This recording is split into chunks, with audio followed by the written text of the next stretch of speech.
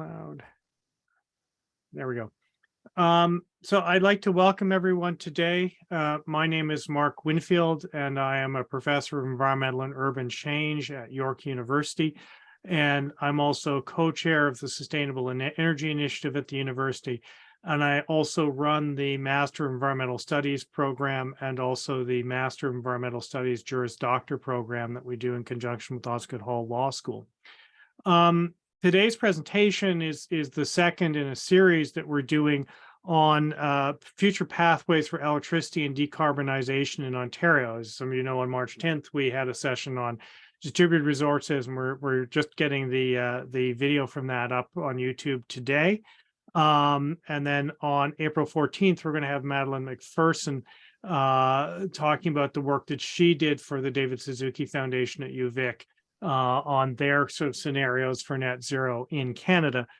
Today, we're going to focus on the study that was done for the Atmospheric Fund by Power Advisory on net zero electricity options for Ontario.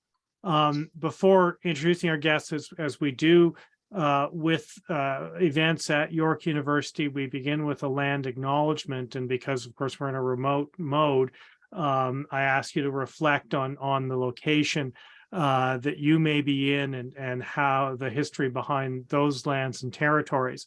The university itself recognizes that many Indigenous nations have long-standing relationships with the territories upon which the university's campuses are located that precede the establishment of the university. We acknowledge that its presence on our presence on the traditional territory of many Indigenous nations. The area known as Takaranto has been caretaken by the Anishinaabe Nation, the Haudenosaunee Confederacy, and the Huron-Wendat. It is now home to many First Nation, Inuit, and Métis communities. We acknowledge the current treaty holders, the Mississaugas of the Credit First Nation, and we also note that this territory is subject to the Dish with One Spoon Wampum Belt Covenant, an agreement to peaceably share and care for the Great Lakes region. As I mentioned last time, one of the areas in which there's a great deal of innovation has been happening around electricity and energy has been in First Nations communities. And this is something I think we'll want to circle back to in more depth in this seminar series further down the road. Before I introduce our speakers, just a few of the usual ground rules that reminder that we are recording the session and we will post it on YouTube afterwards. We'll ask people to hold any questions until after our speakers have done their initial presentation, that folks use the raise hand function in Zoom, which is in the reactions section in the bar at the bottom for asking questions. We are in meeting mode, so we will then ask you to unmute. Certainly feel free to use the chat function, but I'd ask you a question if you can raise your hand, because my experience with these things is there's often quite a lot of traffic in the chat going on during the meeting, and sometimes it's hard to find the questions that might be buried in there as well. If you are asking questions, I ask you to keep them short and to the point, because there are other questioners and we are time limited. So as I mentioned, our two speakers today will be addressing the net zero electricity options for Ontario study that was done for the Atmospheric Fund. And our two speakers are Aakash Harpalani, who is a director of clean energy with the Atmospheric Fund. I have to remember that. I've been around long enough that it flows the other way. And the Atmospheric Fund is a climate agency that invests in low carbon solutions in the Greater Toronto and Hamilton area, working to accelerate the decarbonization of the region's energy systems, including its electricity grid. And our second speaker is Travis Lusney, who is the Director of Power Systems with Power Advisory. And he's a professional engineer with over 15 years experience in the regulated and commercial electricity sectors. I'm going to ask Travis and Aakash to do their presentation first, and we've got the PowerPoint ready to go, and then we'll go into a question and answer mode after that. So gentlemen, the floor is yours. Great, thanks Mark, and thanks everyone for attending, for taking your lunch hour to watch us talk about Electricity Ontario for about an hour here. So as Mark alluded to, we commissioned a study from Power Advisory, and the study was published last November, a couple of weeks before the ISO put out their own study on a pathways to decarbonization. And so as Mark pointed out at the front of the talk here, I'm from the Atmospheric Fund. We're a regional climate agency that's largely focused on helping municipalities in the Greater Toronto and Hamilton area reach net zero emissions by 2050. And we do that in a few different ways. So we do a lot of policy development and advocacy. We also issue grants and make investments in solutions that we believe can scale and help reduce emissions in the GTHA, as well as running demonstration programs across the GTHA on the one that really we've helped bring to scale in recent years is our Retrofit Accelerator program, which focuses on retrofits in multi-unit residential buildings in the GTHA. So one of our flagship publications is an annual emissions inventory that covers the entire region. And in 2021, that inventory revealed that 92% of the emissions in the region came from buildings, transportation, and industry. And as you all are aware, the availability of reliable and affordable electricity is essential to decarbonizing those sectors. And it's also increasingly clear that municipalities won't be able to meet their own climate targets without a clean grid. And so that's largely why TAF as a climate agency is focused on the grid, both because clean and reliable electricity is essential to decarbonization in pretty much every sector across the board, but also that electricity emissions themselves are a major source of emissions here in Ontario and the GTHA. Now, Ontario currently has one of the cleanest grids in North America, in large part due to its phase out of coal-fired generation in 2014. But based on projections from the ISO's 2022 annual planning outlook, the emissions from the grid are going to be increasing substantially over the next 2 decades without intervention. And so that really brings us to the challenge in front of us right now. Ontario needs to meet, sorry, Charles, just next slide. Thanks. Ontario needs to meet an electricity system, or needs an electricity system that's ready to meet rising demand affordably, reliably, and in alignment with Canada's net zero electricity path. So Canada, the federal government, has committed to building a net zero grid across the country by 2035. And we know that's important because we need to limit emissions from the electricity sector, as well as enable broader electrification across the economy to meet municipal, provincial, and federal climate targets. And so we really felt that there was a need for an independent look at the future of our grid in the province. And we commissioned Power Advisory, a firm with deep expertise in power system planning, to examine how we get back on the right track. And with that, I'll pass the baton over to Travis. Thanks, Aakash, and thanks, Mark, for having me. Very excited to talk about this stuff going forward. So for those that don't know, Power Advisory, we're a management consulting firm across Canada, throughout the US. We're a mixture of engineers, economists, poli-sci. We like to think of ourselves as partially think tanky, but very pragmatic advice. And when it came to kind of this challenge, we think the work that we've done for TAF and the approach, and at times, a lot of headbutting to really kind of boil down to the uniqueness of this challenge. The highly variable nature, was both engaging for ourselves, and hopefully this report and the outcomes and the recommendations can be helpful, not just for policymakers, but for all those that are involved. And so I'm happy to kind of give an overview of where our conclusions from our report and the approach we took, and then, help answer the discussions as they came forward. Typical disclaimer from our legal, which is, this is a forecast, it's assumptions and what goes forward. So as many of you will know, the independent electricity system operator, partially on direction from the government, developed a 2-part pathways to decarbonization study. Prior to that, TAF was very interested in understanding, what exactly might come out of that report and what might not be coming out of the report that would be important. And there are, with any long-term studies, assumptions, methodology restrictions that can lead you to a different outcome. And so it's important in scenario planning, especially something as complex and convoluted as trying to achieve net zero targets on electricity supply and meeting decarbonization plans for the entire economy, to consider different paths forward and try and figure out what might be the most important aspects from both a quantitative and qualitative. And in particular, for TAF, we took an approach of looking at greater role for demand side participation. So in a world where there's much more accelerating demand, energy efficiency, demand response, and flexible demand becomes that much more important and can more be leveraged. And what outcome would that have on the system? And in that, the ability for loads to be more flexible given changing technology, smart appliances, and energy storage, and also to not put any limits on certain resources, in particular renewable generation growth, recognizing that right now, as a dollars per megawatt hour output, renewables are the lowest cost option, yet they have certain challenges both in land use, connection capability, and development timelines.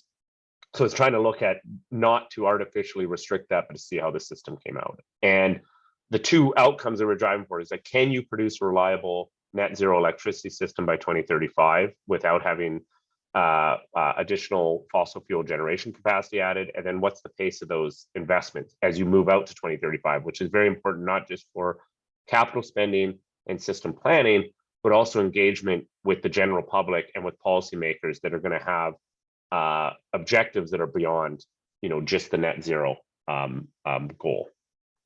So the approach that we took was really establishing three different scenarios and three different core underlying assumptions for certain supply and system conditions. And in particular, two of the scenarios, scenario 1 and 3, established incremental conservation that Power Advisory and TAF believe was a reasonable, achievable amount, married that with different amounts of new nuclear generation to kind of produce the 1, 2, and 3 scenarios. Now, the new nuclear generation is tied to stuff that is already somewhat being committed by the province with respect to the SMR, along with the potential refurbishment or of Pickering in the long term. And so the idea here is to really try and lay out foundations to then look at how much wind and solar generation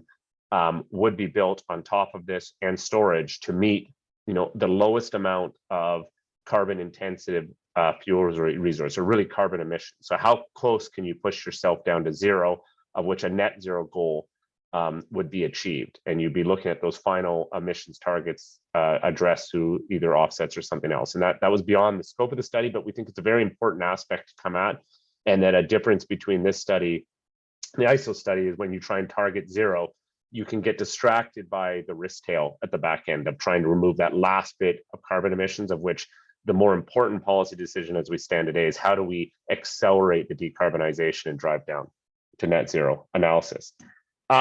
So in terms of kind of the components of our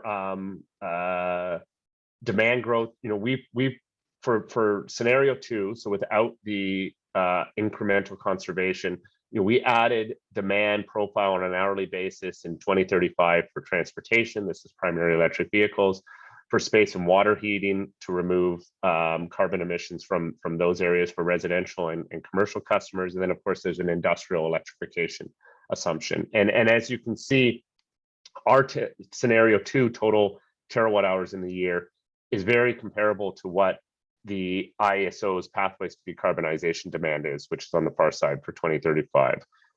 To get to scenario 1 and 3, we essentially had aggressive but achievable conservation expectations. So one is an efficient electrification. So instead of trying to target, the average available efficiency, always try and get best in class on a year-by-year basis going forward. And then other conservation measures that can be expected, including demand response and price responsive load capabilities, which drives you down to that scenario 1 and 3.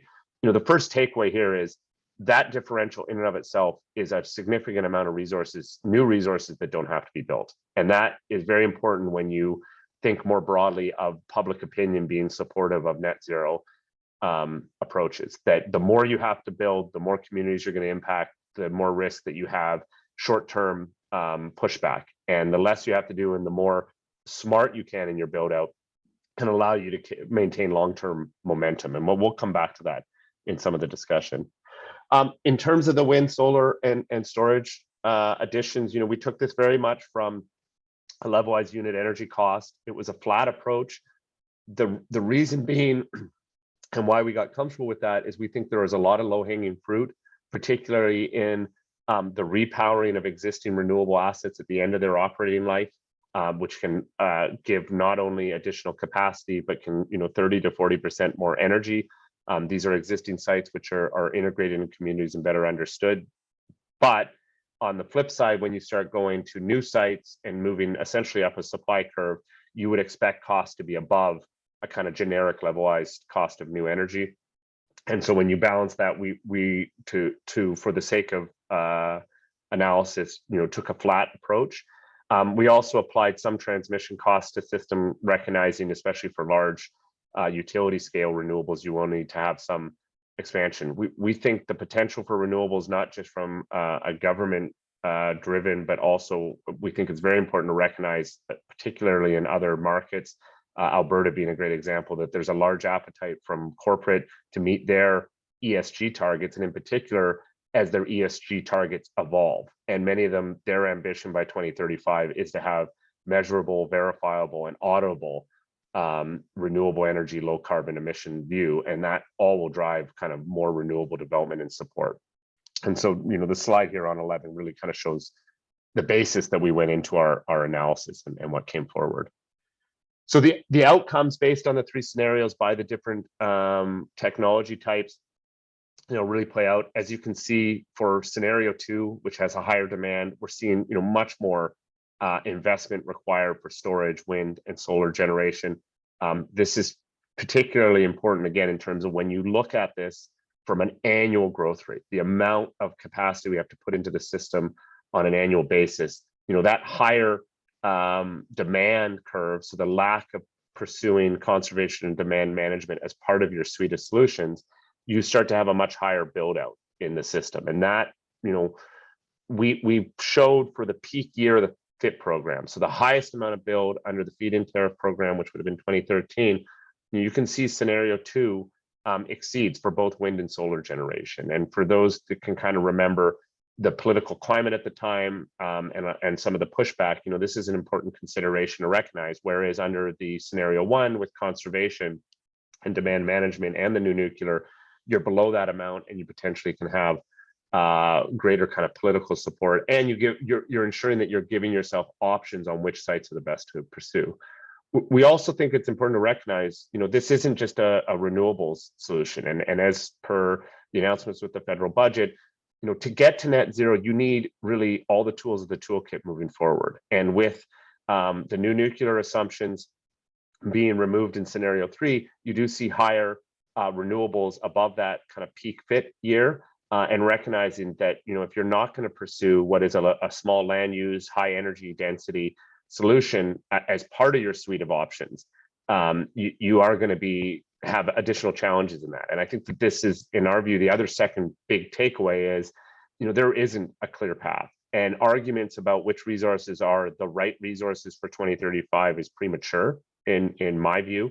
And that what is important is to recognize, to get to that 2035 and beyond, to get to the 2050, we need to start now.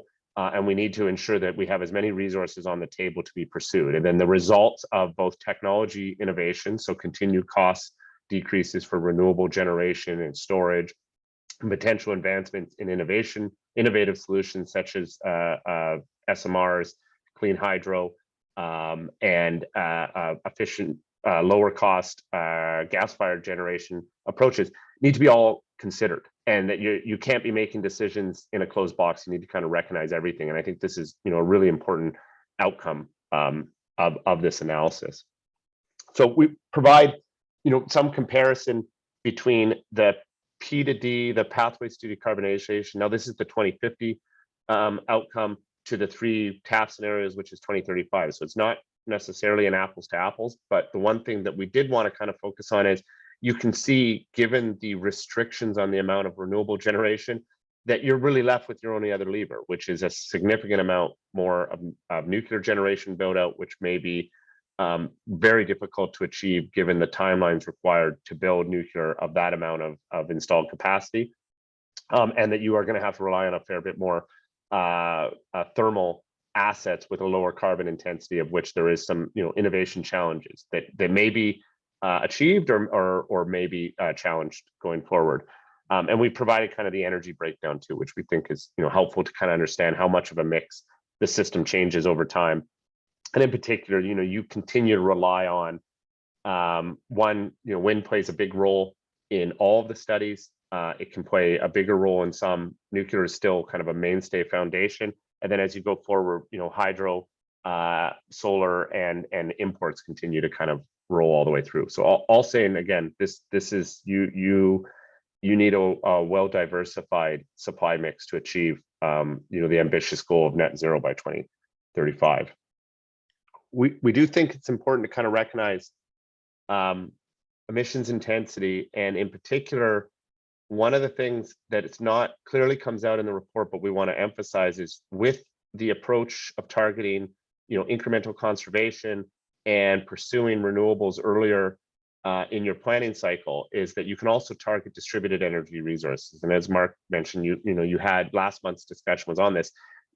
A big difference between utility scale developments and distributed energy resources is the timelines to permit and get constructed. And our expectation is, this can be, a much shorter timeline to get into service. And from an emissions point of view, this is important from an absolute amount of emissions between today and 2035, that under more development for DRs where you can get resources in service and offsetting carbon intensive outputs, that you can have lower total carbon emissions or absolute carbon emissions over the lifetime. And this is something that probably is not considered that often when you're talking about the 2035 goal, that getting to net zero where all the gains are made between 2035 and 2030 or 2034 and 2035 are likely not as valuable or as less valuable than solutions that might lower your total emissions between 2025 and 2035. And that is, there's added value to those distributed energy resources that's not necessarily reflected in the study in terms of the potential for distribution and transmission investment deferral or better utilization of our existing assets, which have an existing footprint in our communities and throughout the province. Along that line, to get to where we need to go, likely we need transmission expansion. And for those that are following throughout the US jurisdiction and all of the major investment that's happening as part of the Inflation Reduction Act, and many of which is expected to occur here in Canada following this federal budget, is your cost-effective resources that are non-emitting are primarily not kind of properly integrated. And you're going to have to make large transmission decisions, and those transmission decisions typically take 7 to 10 years from concept to energization. So if you're trying to get to 2035 and today's 2023, you need to start making those decisions today to really push forward. And in Ontario, we have a lot of renewable development that's occurred in Southern Ontario. There is still more potential, but for the magnitudes that we're talking about, it is important to kind of recognize that Northern Ontario is a very valuable and rich resource area, not just for Ontario, but for the whole country and really the globe. And that shouldn't just be limited to resources below the ground, to recognize that there's significant wind and solar potential above the ground, and communities that they themselves have a better kind of understanding how to extract and build that. And this is putting that all together in the complexity of expanding your transmission system is a real important kind of takeaway here. So in our view, we really boiled down our key takeaways into 5 aspects. One is, and as mentioned, if you're going to try and get to 2035, many of these decisions are long lead items or are going to have continued investments. You're going to have to start investments now. And you can't be waiting to future. There's going to be stops and starts and challenges. all resources need to be on the table, and that when you look at the energy densities that you need, you're not going to be able to do it with just one or two types. That there's a lot of innovation and technology advancements that's baked into the assumptions to get there. If those stall or if challenges occur, too many eggs in one basket can be a real challenge. Probably the most important of this to take away, conservation is especially in a time of demand growth and with much higher inflation expectations, the value of conservation is even more important. And that conservation can avoid the need for new supply that needs to get built and the transmission that goes with it to get to load centers. And that by focusing on that, you actually reduce the total amount of build and total amount of impact on land use. Transmission expansions require, long-term, as mentioned.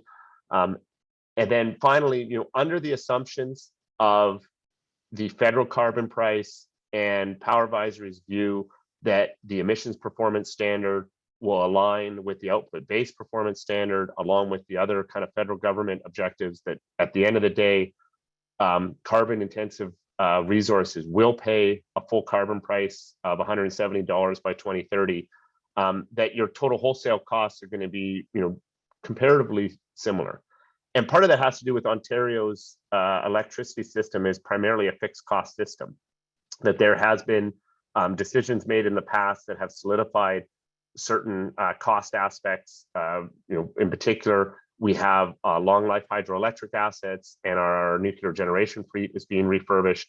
All of those kind of put a solid footing ground. And as you add new resources that are primarily lower cost on a dollars per megawatt hour basis, you have the ability to kind of continue to play within the same general range.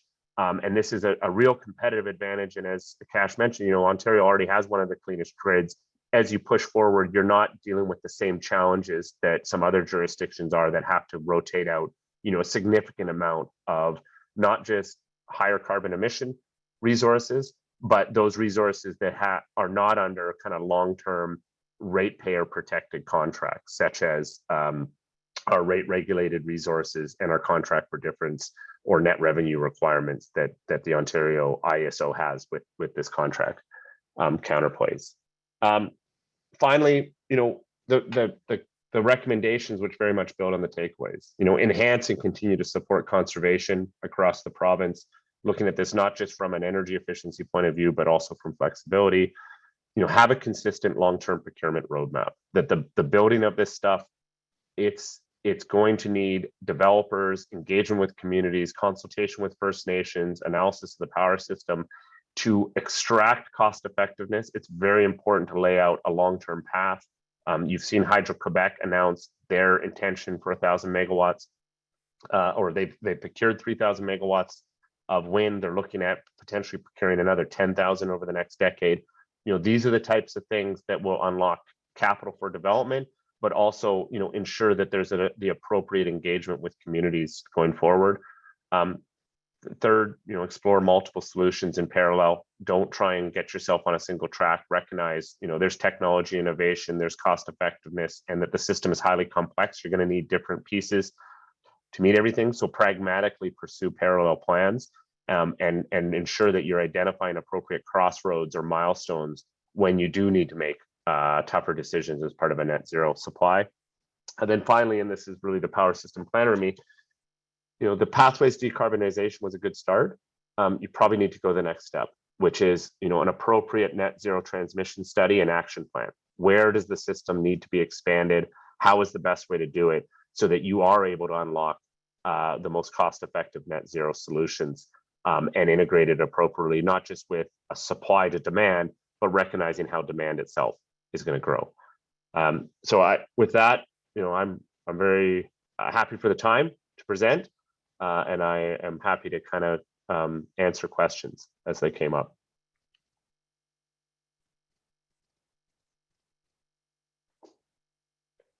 It's great. Thanks, Travis. Open the floor to questions. And as I ask people to use their raise hand function is the easiest thing to do, rather than trying to find questions in the chat space.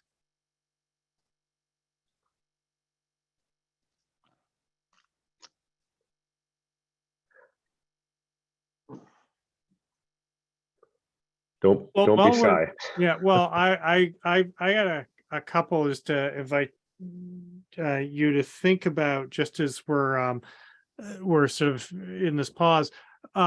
In particular, just to talk a little bit more, you sort of hinted at this, is that sort of as electrification expands, so too do potentially our opportunities for efficiency gains, which I don't think is something as a transition accelerator thing last week or similar kind of conversations. And I think it was becoming clear that hadn't necessarily been fully thought through. There's sort of assumptions, just curves were going to go upwards. And I wonder if you want to expand on that theme a little bit, and how do we then take that into account, that as technology changes and electrification unfolds, we're going to have new conservation opportunities or new opportunities for efficiency gains, and perhaps do interesting things with demand response as well. How do we see that playing out, and then how then, if you're trying to do this kind of planning, where do you work that into the thinking as well? Yeah, no, it really is an interesting point. In our view, when you consider, especially on the mass market side investments, so think of it as, heating resources within residential or commercial or other industrial aspects, efficiency gains at the investment time really have a compounding nature, in the fact that if you have a residence considering an air source heat pump, and they can buy the most cost effective, or they can buy best in class, while the cost savings on a per year basis might be not that much, you do really have to think about it over its total operating life. And then you have to think about it on the compounding capacity nature over the long term for the system. And so when you start to consider it that way, you start to see a lot of value in trying to push or support customers to make best in class technology decisions, so that you're always capturing the innovation that's occurring with those resources or those appliances. And so that's kind of one area where, again, going to net zero, you really have to assume technology and humans are going to innovate. And how do you support that, whether it's provincial grants or some other format? The other one is, we are in an era of much more automated and flexible capabilities, whether it's behind the meter energy storage, allowing customers for really the first time ever to decide how to consume from the grid, or smart appliances, electrical vehicles, and others that can manipulate their consumption much more than a kind of blunt running time, and matching that demand essentially profile to better align with the output of variable renewable generation resources and or other supply side constraints can offer a lot of savings instead of having to have a standby.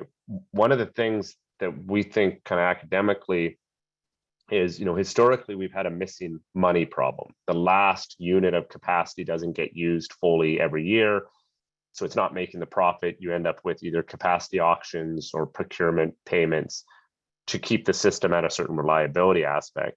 As we go into a net zero world, we tend to actually get to more of a missing middle problem, where we have a whole bunch of resources that have zero marginal cost, but the second they're not able to operate or are short of what the system needs, you jump up very quickly to the ceiling of it's either energy storage trying to extract their opportunity costs or price responsive loads. And so, recognizing if you don't take a proactive view, you might end up having to pay very volatile real-time energy prices. And, that choice is really a jurisdiction by jurisdiction choice. And it's pretty clear Ontario's already kind of started with, we're willing to pay a little bit of a premium to have a much more balanced and smooth supply stack on that. And that's, similar to the energy storage contracts that are likely going to be offered by the ISO in the next few months.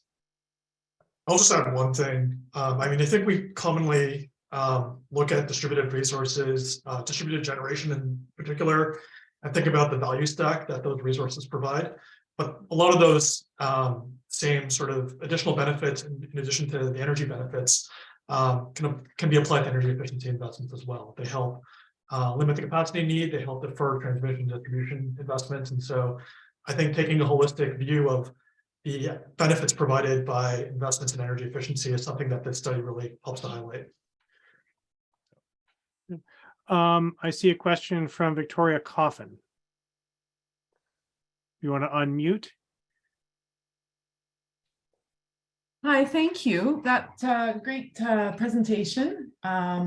Certainly timely as well. I'm curious about, I lived in Chile for a couple of years and they put a price on capacity, and you just mentioned the energy storage contracts the ISO is looking at. I'm curious if you can talk a little bit maybe about like the difference. Like in Chile, they have a market where in a sense there's an automatic way to actually put a price on storage. Yeah, if you could talk to that a bit, thanks. Happy to. So the price of capacity in Ontario really kind of falls into two categories right now. It's a little bit confusing, so I'll apologize if it gets a little bit convoluted, but that's the Ontario marketplace.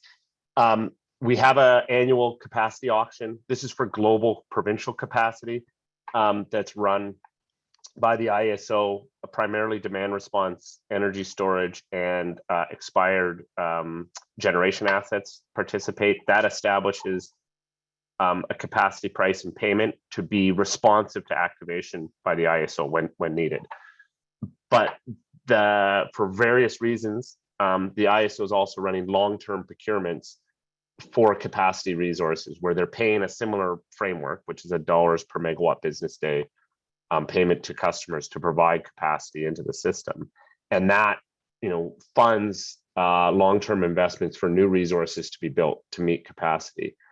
The gap that really exists in Ontario is that's all just provincial need.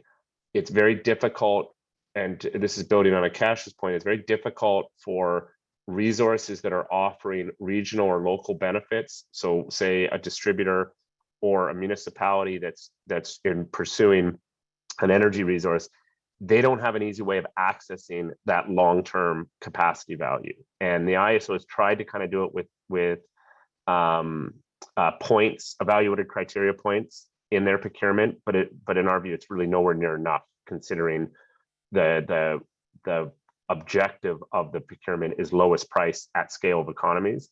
And so one of the unlocking is, can you establish essentially an easily accessible capacity value that all resources can pursue, particularly resources whose first priority is not provincial capacity, but it might be local capacity or local sustainable energy objectives.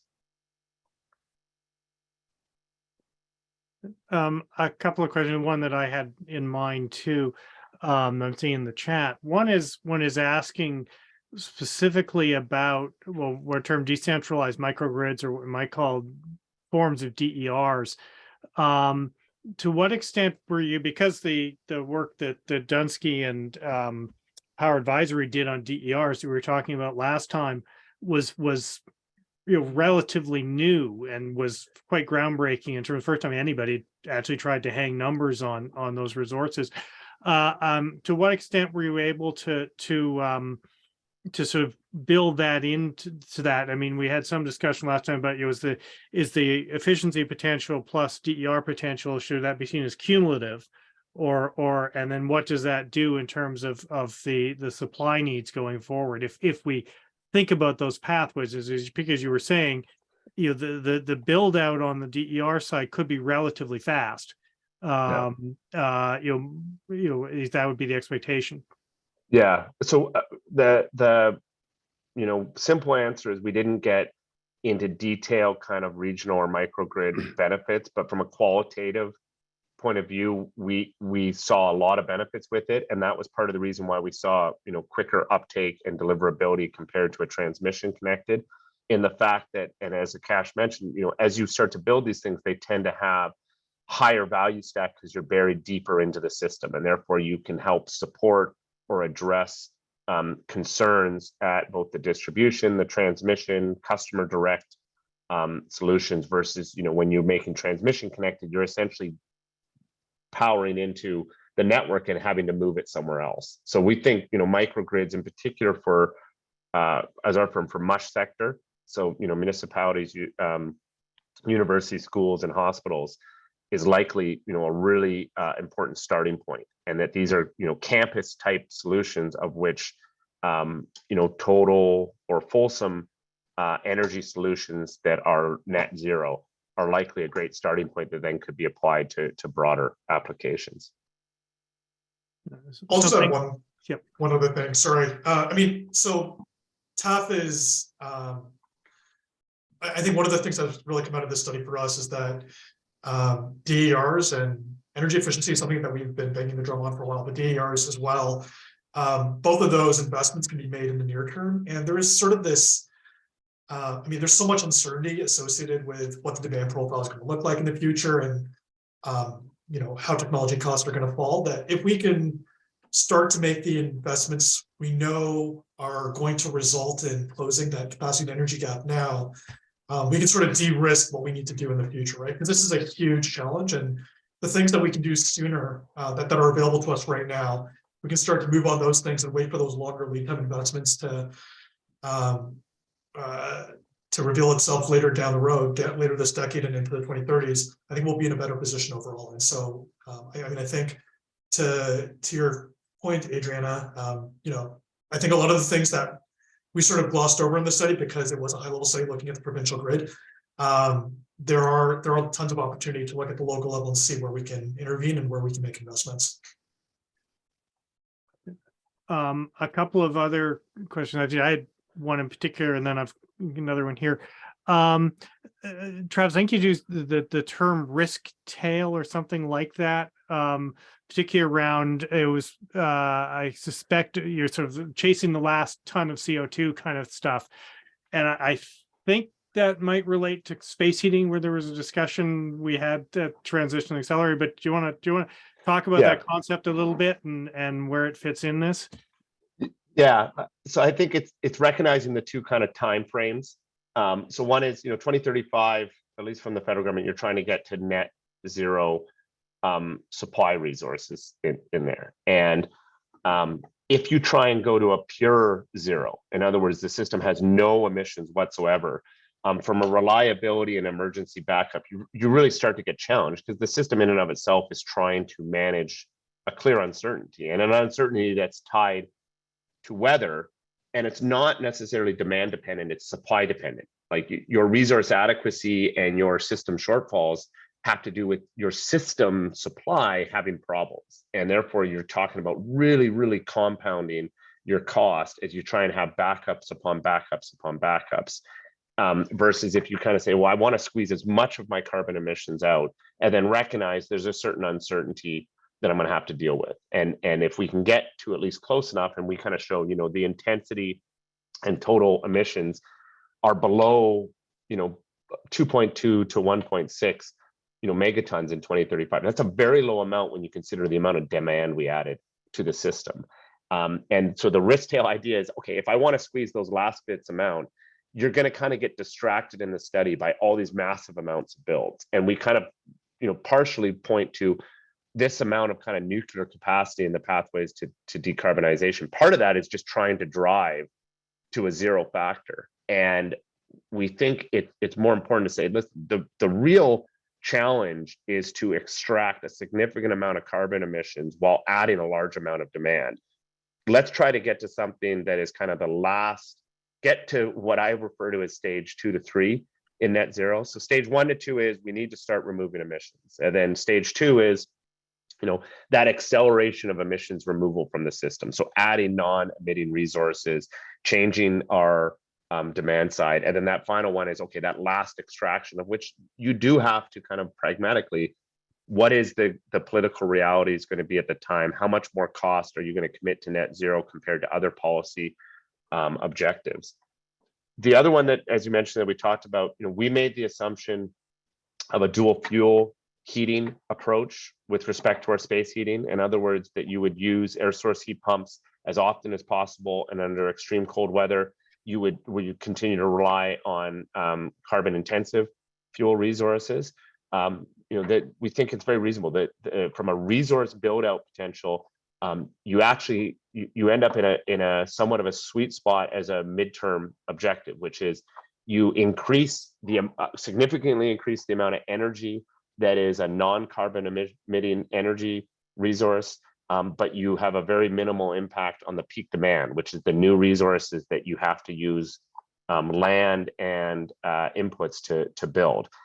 Part of this is drawn from analysis done by Hydro-Quebec and Énergir as part of their dual fuel, and as you're seeing in other jurisdictions.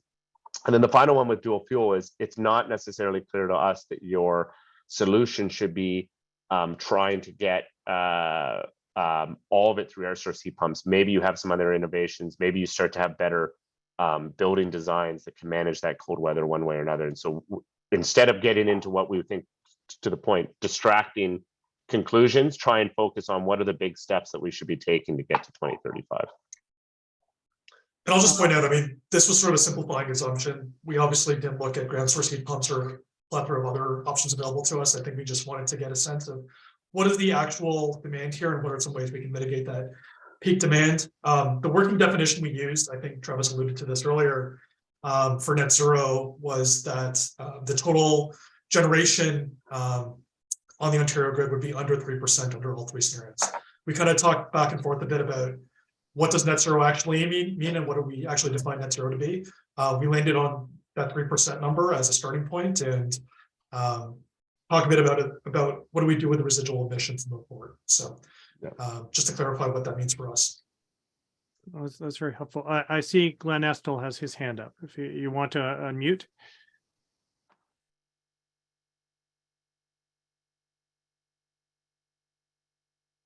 Yes, thank you for an interesting presentation. It seems to me that there is a lot more potential in our province to use net metering as a tool to increase supply. Our current net metering program, I don't know whether you've looked in extensively at the program itself, but I see it as having numerous deficiencies. In the Hydro One territory, at least, you're required to do a customer impact assessment for anything over 10 kilowatts, costs a few $1,000s, and is a deterrent to looking into going over 10 kilowatts. They pay the credit that you get. You basically can't use time of use meters on net metering. You have to use, what do they call, under 1,000 kilowatt hours a month and over 1,000 kilowatt hours a month, depending on whether you're winter or summer. So in my case, I get a credit of about 10 cents a kilowatt hour, and Hydro One turns around and sells it to my neighbors for 16 cents a kilowatt hour. I don't get the economic benefit of that, which is, to me, a pretty major economic hole. If you produce more than you use, Hydro One takes it away from you after 13 months. So it's not truly a net metering program. If you happen to have a sunny year or a warm year, or you go away for a while, you can have surplus and it's just taken. I guess that goes to pay Hydro One CEO salaries or something. Many areas are considered by the utility as at capacity, which means you can call them up and say, I'd like to do net metering, and they won't even do it under any circumstances. Somehow Hawaii has figured it out, Germany's figured it out, California's figured it out, Nevada's figured it out, but we can't do it. I guess our electrons are a little different. And I guess another aspect is there's no guarantee on the price or the plan. They can change it at any time, unlike the microfit program. So that's just a few of the issues we have. It seems to me that there's some major policy problems at the net metering program itself. And I believe there is considerable potential for net metering, both on residential, but also on commercial buildings, to solve a lot of our problems here. Yeah. No, good points. I mean, on the net metering side, one of the kind of core challenges, and you're seeing this in other jurisdictions, is you do blend delivery and wholesale costs in completing that program or that policy structure. And so by that, I mean, you have your wholesale supply costs, your dollars per kilowatt hour of delivered energy into the grid or avoided consumption. But that can be recovered differently, and the building is differently for your delivery system. So this is your distribution wires and your transmission wires. And it's part of the reason why, the Ontario Energy Board shifted RPP customers over to a fixed monthly delivery rate. So it's not based on your consumption. It's a fixed cost. The idea being is to try and decouple the drivers of independent choice on supply for customers, whether it's through their own net metering or potentially seeking development from others. What you're seeing in a lot of other jurisdictions heading to is one, distributed energy tariff design. So essentially, if you trying to calculate all that value appropriately, recognizing the fixed costs of the wire system and make payments based on that versus a kind of net metered approach, which also has metering and other challenges. The other one, which really derives from, and I'm forgetting which FERC order it is right now, on DER aggregation, and saying, you know, one of the main challenges on this is it's very hard to kind of settle a 15 kilowatts system that is actually participating in the wholesale markets. So we should look at abilities for aggregators to combine that all together, participate in wholesale markets at an appropriate level, and pass that value directly back to the customers that they're engaging with, recognizing all that. So this is the type of stuff that, you know, you seen starting to be challenged through the Framework for Energy Innovation Working Group at the OEB, plus some of the policy changes, but it's really complex aspects. And that's just on the kind of policy and energy side. And then there's the, you know, the technical challenges, as you mentioned, Glenn, in terms of short circuit limitations and the inability of the system to really handle more without better visibility investments by the utilities, of which, you know, you need approval from the regulator to do so.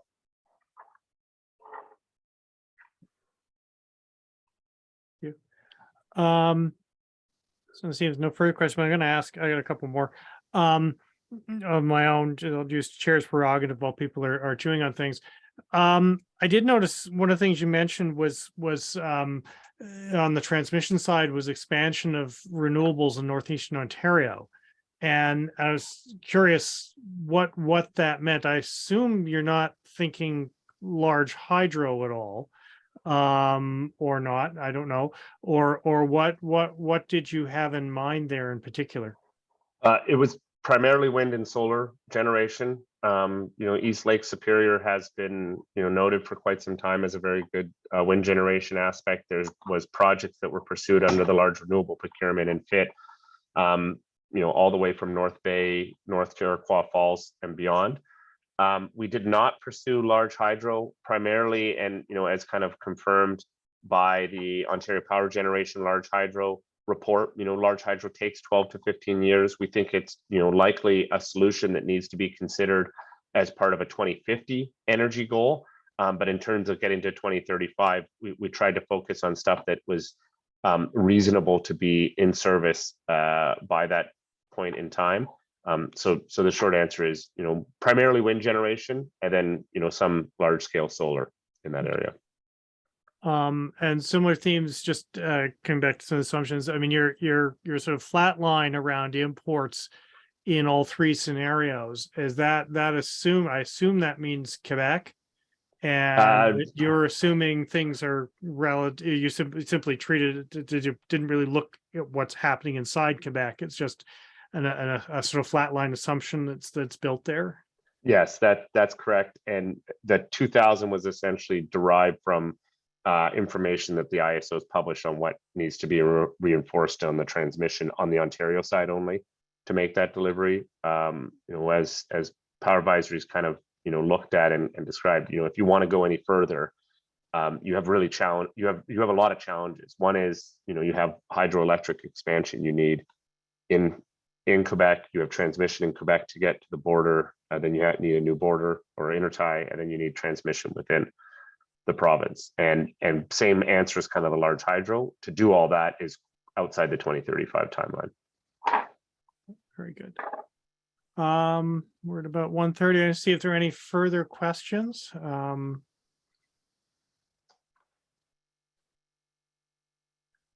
It seems not. So we're well, this is excellent. This has been very, very interesting. I mean, it's almost, you know, the next stage is, you know, sort of put this beside the IESOs. I mean, it's very interesting because we've sort of drawn out some of the differences and assumptions already between this and the IESO study, and that, you know, in a sense, both are almost kind of at this stage thought experiments. I think, as you're hinting at, Travis, is this sort of thinking about, well, what happens here if we make quite different assumptions, and we end up sometimes in quite different places, which I think is very interesting.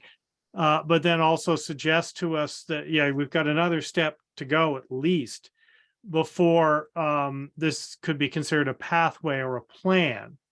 Although also it seems there are some things that come out of here that are no regret, less regret kind of things too, that clearly the demand side stuff, for example, is very clear that way. And we've discussing about DERs, for example, again, seems very little downside there and a great deal of advantages. So this all kind of helps that thinking through, where do we go next in this conversation? Yeah, I think, kind of building on that, one of the core challenges that Ontario has is, it is a single buyer system that almost all of the supply resources are procured or regulatorily supported by the ISO.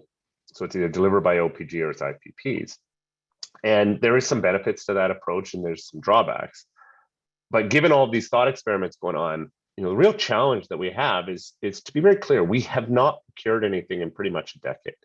And so the pricing of Ontario specific resources is a relatively unknown, and activities in other markets, especially markets that are much more diversified buyers, price discovery is a very important component. That if I put forward a certain framework for compensation for a resource and certain risk allocation, what sort of price comes back? And as these things as we start to re-enter that, I think it's very important to recognize a lot of this is hypothetical until we actually sign contracts. And then as you sign contracts in some form or another, whether it's rate regulated or independent power producer, that's going to give you guidance on solutions that you should start to go forward with. So we are going to get, hopefully, as promised by the ISO, publicly published data on this is how much new capacity under the framework they provided goes forward. That is going to inform you on some other decisions on what you should procure or go after.